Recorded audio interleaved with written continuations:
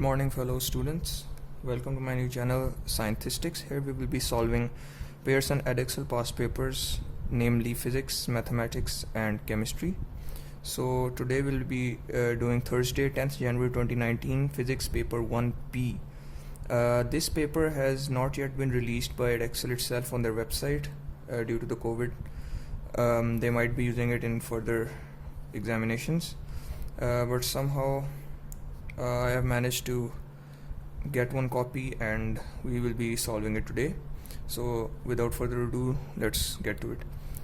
First sheet over here, make sure to read the instructions, information and advice, but right now we won't be reading them because it's not related to any of the questions.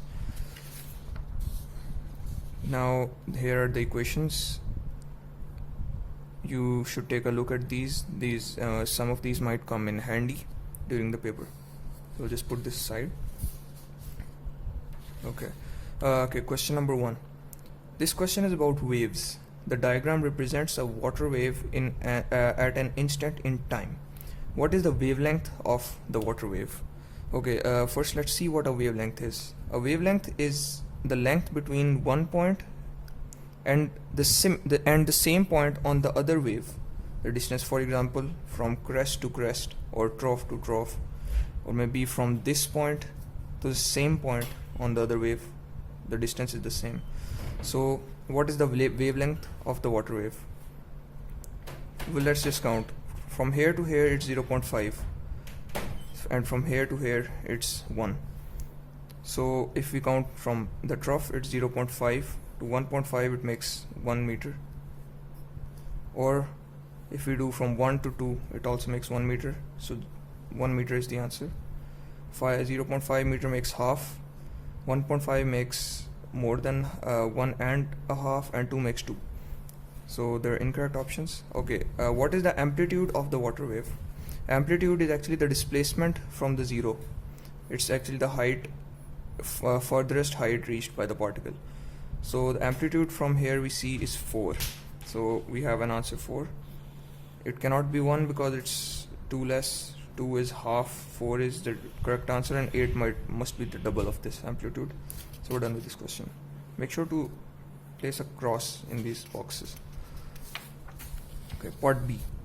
Describe the differences between transverse and longitudinal waves. You may draw a diagram to help your answer. So the diagram is actually optional, but let's just draw one. So everyone knows what a longitudinal wave is. We'll just draw the diagram over here. Longitudinal waves have particles which travel parallel to the direction of movement of the wave. So we'll just draw this. Make sure the arrows are equal on both sides. So this is the longitudinal wave. And for the transverse wave, we know, for example, a water wave, how a water wave works. We'll just make some over here, and we know a water wave moves up and down. So there's a stationary, it will move up. There's stationary, moving down, and stationary, it moves up, and so on. So we know these particles are moving constantly up and down, perpendicular to the direction of the movement of the wave. So describe the differences between the transverse and longitudinal waves. So there are 3 marks out of which the diagram doesn't count. So the 1 mark is for the wording, which means you won't be writing the movement of the particles, because the particles are not moving from one place to another and then random. It can make sense, but sometimes it doesn't. So let's just say oscillation or vibration. The vibration of particles in longitudinal waves is parallel to the direction of movement of the wave, while vibration of particles in transverse wave is perpendicular to direction of movement of the wave. Okay, make sure to draw a direction arrow as well here, so you can see the wave is moving, the particles are moving up and down, so there's a 90 degrees perpendicular, so the direction over here is there, so you can see they're moving parallel. All electromagnetic waves are transverse. State two other properties that are same for all electromagnetic waves. So first property we'll write is all electromagnetic waves have same speed in vacuum.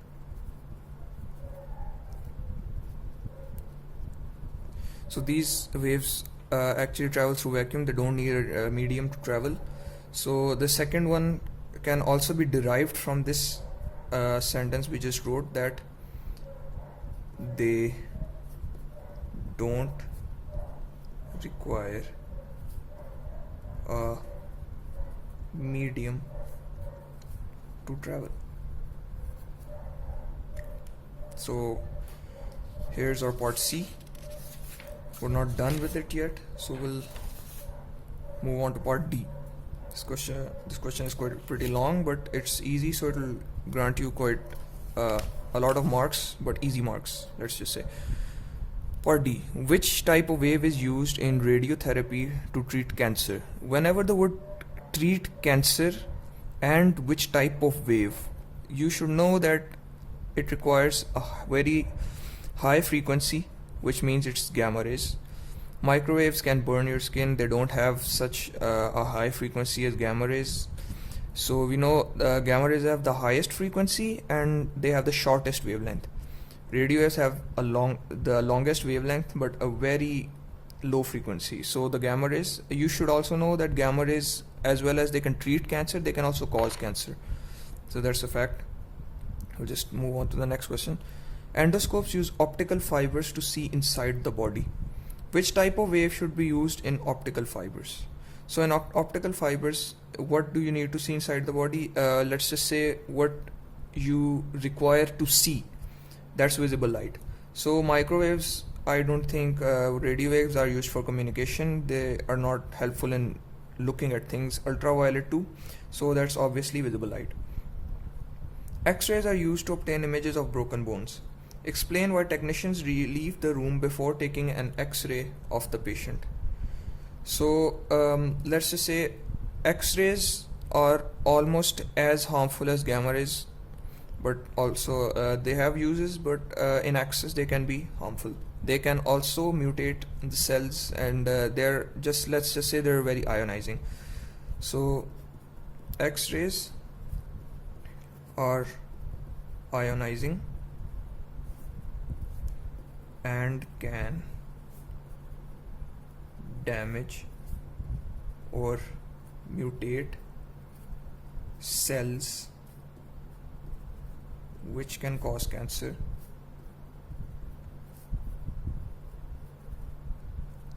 Okay, that's one point.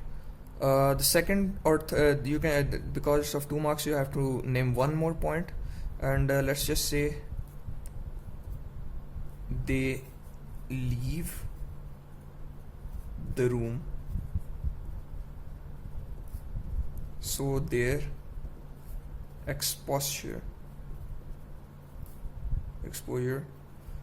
to the rays decrease, so the risk of damage also decreases.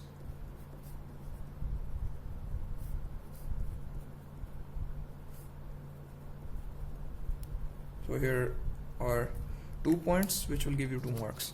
So finally we're done with question number 1. We'll move on to question number 2 now. The question is about electricity. The diagram shows how shows some electrical circuit symbols. Let's just see what they are. This one here with one line going through it and one straight line down, this is a thermistor, mostly used in heating. This one, this is a simple resistor, fixed resistor. You can say you cannot change the resistivity. This one here is a variable resistor. You can change the resistance of the wire using a variable resistance. And this over here, this shows a light rays, and this is a light dependent resistor, LDR. And hence the first question goes, which symbol represents a light dependent resistor, LDR? We just talked about it right now, so it's C. Which symbol represents a fixed resistor? So that's B, because you cannot change the resistance. So 2 marks guaranteed. Part B. An electric heater connected to the main supply has a power of 2200 watts. State the equation linking power, current and voltage. So this should be simple. I recommend that you write in word form, otherwise sometimes students mix up certain symbols with others, so they lose marks. Current into voltage, or you can say P is equal to IV. So we're getting 1 mark from that. Show that the current in the electrical heater is approximately 10 amperes. So now we're on to a calculation question. Make sure you have a calculator with you before the paper. So we're just gonna substitute the values we just have in this equation. So we have our power 22,000 watts is equal to, we don't have our current, we'll just substitute with I, and we have 230 volts. So what we get, I is equal to 2200 divided by 230. If it was 220 it would have been 10, but right now we'll calculate this, we'll get 9.6 to 2 decimal places. Make sure it's to the least decimal places. So amperes, which is approximately 10 amperes. Try to write it in this way so it's easier to understand. Which of these fuses should be used with electrical heater? Look, now we cannot use the first one because it's way too less, and the minimum requirement of minimum electricity required is 9.6 amperes. So we cannot be using any of the first 3 because till 7 this won't work.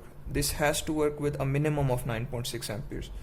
So we'll go with the obvious answer, which is 13 amperes. A little higher is also recommended because it never says it's the only range required for it to work. It can move a little further, but the minimum amperes required is 9.6. So we'll go with 13 amperes. Okay. Explain how the fuse protects the electric heater when the current in the electric heater is too high. Okay. So first we'll look at what a fuse does. Fuse has a very thin metal wire running between it. When the current passes the rating on the fuse, for example, you've put a 13 ampere fuse on this heater, and the current surpasses 13 amperes, the wire will melt, fuse will blow, the circuit will break, and the current will stop flowing, preventing any damage to the heater or anyone touching or using it. Okay, so we'll just simply write fuse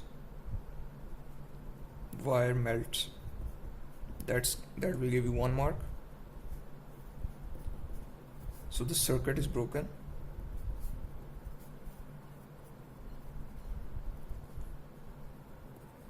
Which prevents heater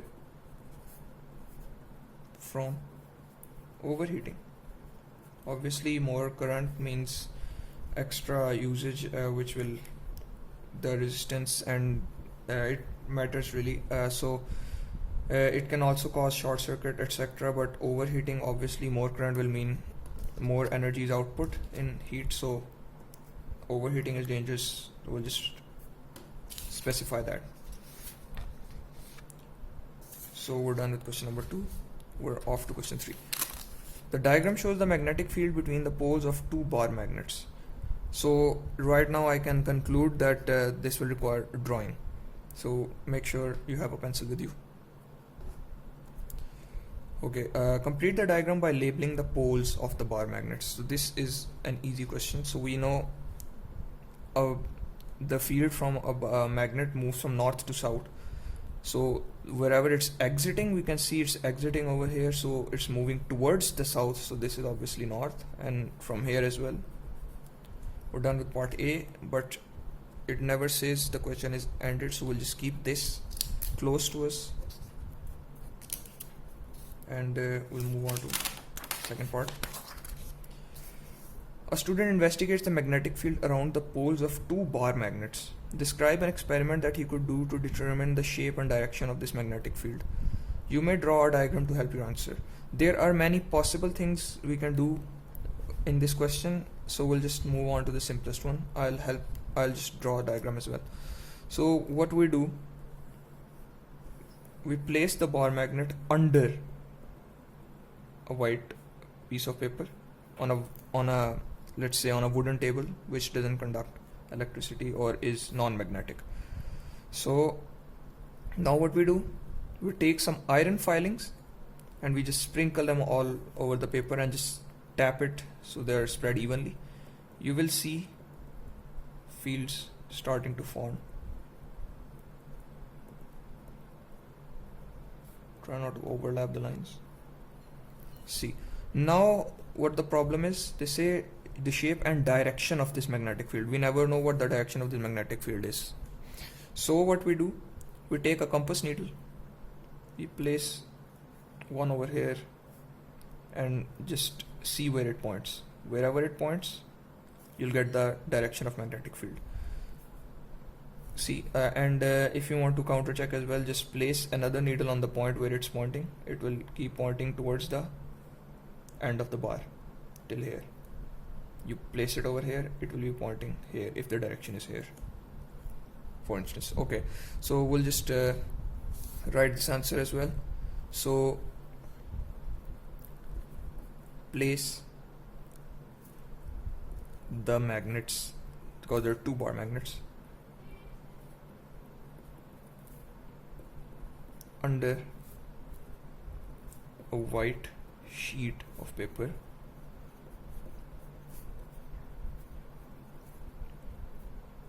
on a wooden table.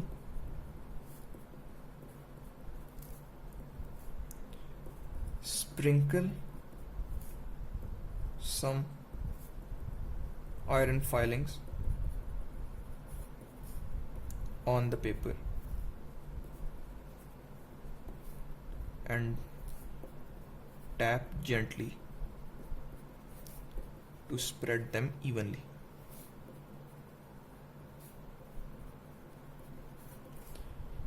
Why you place it under the paper is that because if you place the magnet on the sheet of paper and then sprinkle the filings on the magnet, they will stick to the magnet all over and you won't be able to see the lines, and also it's really hard to get rid of them from the magnet. So now moving on to find the direction of the field, place a compass needle on any line and see where the needle points. So here we have three marks over here. So use of a plotting compass will give you 1 mark because that's compulsory in every step. Then use of iron filings and the description if given, if it's correct, it will give you the other 2 marks. So we're done with part B as well. Question number 4. This question is about pressure and density. Photograph A shows a pile of identical metal squares on a table. There are 6 metal squares in the pile. The weight of each metal square is 0.072 newtons. The pressure exerted on the table by the pile of metal squares is 820 pascals. State the equation linking pressure, force and area. So it's always pressure is equal to force divided by area, because it's force per unit area is pressure. Calculate the area of the table in contact with the metal squares. So all we need to do is substitute this equation, but before so we'll just first of all we'll use this multiplied by 6, because there's 6 tiles, 0.07 newtons one tile, so we'll multiply it by 6 to find out the total force, which will give us 0.432 newtons. Now we have the total force. We'll just substitute it in the equation. We'll just use area is equal to force over pressure. So our area is 0.432 divided by, what was the pressure? 820 pascals. We'll just calculate it once again. So we get 0.00053. You get 5268, but it's better to write it in two significant figures. So we'll just write it here. Meters squared. Remember, whenever there isn't a unit given, you always have to put it there. So now moving on to part B. Explain how spreading out the metal squares affects the pressure they exert on the table. So the pressure decreases because for example, if we take a thumbtack and you try to press it in a wooden board, it will go through easily. But if you try something with a bit more surface area, for example the back of this pencil, you try to push it so hard but it won't go in. Why? Because the force you're applying, entire force is concentrated on a larger amount of area, while in the thumbtack there's a small surface area on which your entire force is being concentrated, so it goes through easily. So when you increase the area, because pressure is force over area, when you increase the area, your pressure automatically decreases. So let's just write it here. First off, what they asked in the question: pressure decreases because area in contact with the table increases. You can also mention the equation that pressure is equal to force over area. So if area is increased, pressure is decreased. So here's 2 marks. Pressure decreases 1 mark, because the reason after you give area in contact with the table increases gives you 2 marks. Explain whether spreading out the metal squares affects the density of the material they are made from. So this everyone should know, density remains